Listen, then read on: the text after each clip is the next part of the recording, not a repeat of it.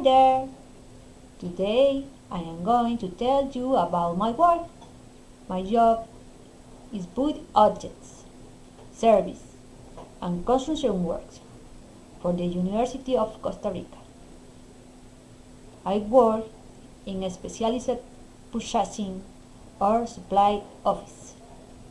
In this office, I work in compliance with law and regulations.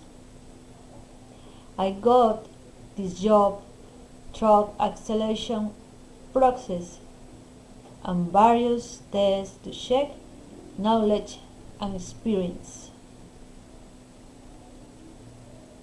I do not like about my work is the risk that are assumed at the legal level. Since if we do not comply with the law, we can end up in the jail for doing provided process. I love my work. I really enjoy my work, space, and my college. The functions that I perform are very entertaining and require effort, which I like to grow at work.